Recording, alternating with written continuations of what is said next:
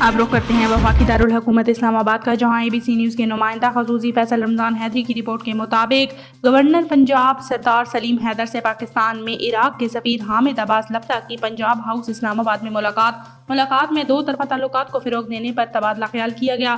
Governor Punjab نے مقدس مقامات کی زیارت کے لیے جانے والے زائرین کو سہولیات فراہم کرنے پر عراقی حکومت کے کردار کو سراہا۔ ملاقات میں لاہور سے PIA اور عراقی ہوائی کمپنی کے ذریعے زائرین کی روانگی پر بھی غور کیا گیا۔ عراق کے ساتھ پاکستان کے مضبوط سفارتی تعلقات ہیں۔ دونوں ممالک مشترکہ اسلامی اور ثقافتی پس منظر رکھتے ہیں۔ پاکستان اور عراق کی عوام کے دل ایک ساتھ دھڑکتے ہیں۔ دونوں ممالک کے درمیان مختلف شعبوں میں تعاون جاری ہے۔ فلسطین کے مسئلے پر اسرائیلی مظالم کے خلاف دونوں ممالک کا یکساں موقف ہے۔